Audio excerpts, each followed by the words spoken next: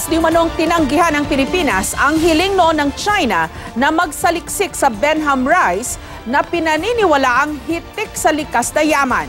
Hindi raw kasi pumapayag ang ating gobyerno kung walang kasamang mga Pilipinong dalubhasa.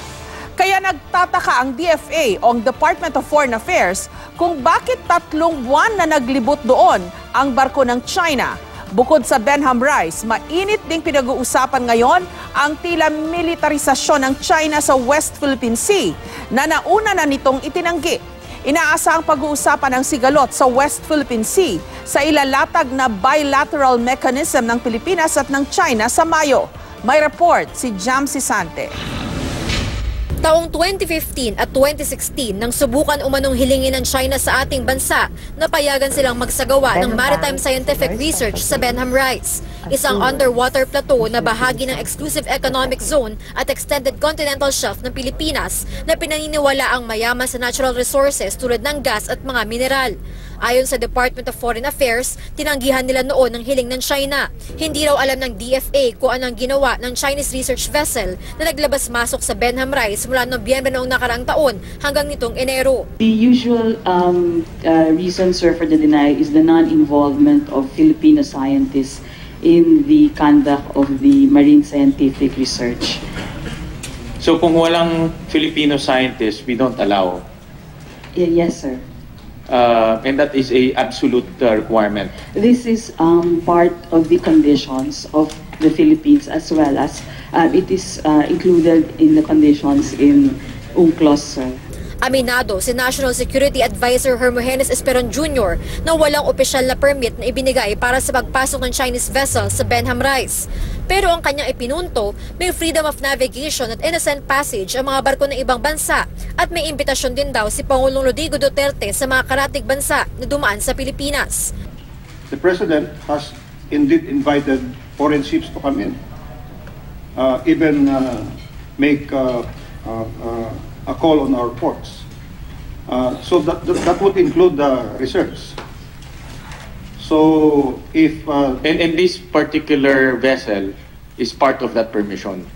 Oh well, in general, there's a general invitation for that, but we have also our specific processes for going to this, and indeed. There have been no permits given because of some difficulties, but in the future, as has been suggested, I think we really should go into joint research with anybody for that matter. Pero tanong ni Senador Win Gatchalian, innocent passage pa bang maituturing ang 3 buwang paikot-ikot sa lugar ng Chinese research vessel sa Benham Rice? 3 months of lingering in the area is not really simply innocent passage or freedom of navigation. Research was conducted, but it could not be established where it was conducted, whether it was outside the EEZ or not, because they went down ultimately. There is a potential breach, but it being a research ship which did not conduct any soundings or researches on the seabed, I would not put it in the security fence, but rather on the economic side of things. Sabi ni Atty. J. Batong Bakal ng UP Institute for Maritime Affairs, ibinibida na ng China ang nakuha umanong sample ng seabed ng kanilang research vessel. Hindi lang malinaw kung galing ang sample sa mismong seabed ng Benham Rice. Whether this took place within the EEZ, we don't know because it's just the summary report basically. So hindi natin ma-pinpoint kung within our EEZ yun?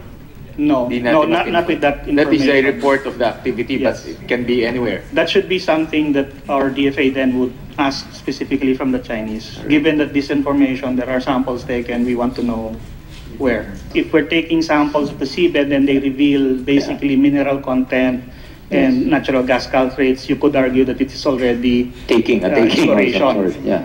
So that's why we need to, in a way, we need to really rethink how we deal with marine scientific research. It's Mungkahi ni Batong Bakal, mas mainam kung makikipagtulungan ng Pilipinas sa ibang bansa para matukoy kung ano ang resources sa ating katubigan lalo't kulang tayo sa teknolohiya.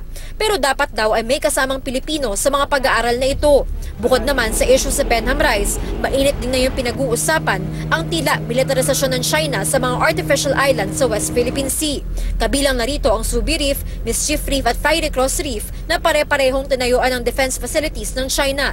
Kinumpirma ng National Security Council na may nakitang airstrips at radar ang AFP Western Command sa 3 artificial islands. Our own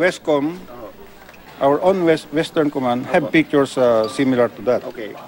Indeed, the airports, the airstrips of 3 to 3.5 kilometers are there in place. Okay. There are radars, but will this be for military use? Will this be for military use? It could be.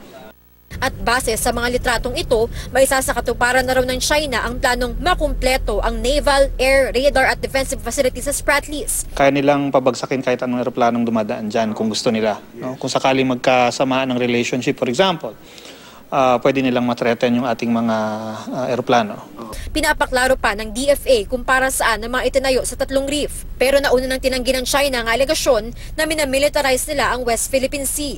Inaasahan namang pag-uusapan ng sigalot sa West Philippine Sea sa ilalatag na bilateral mechanism ng Pilipinas at China sa Mayo. Jamsi Sante, GMA News.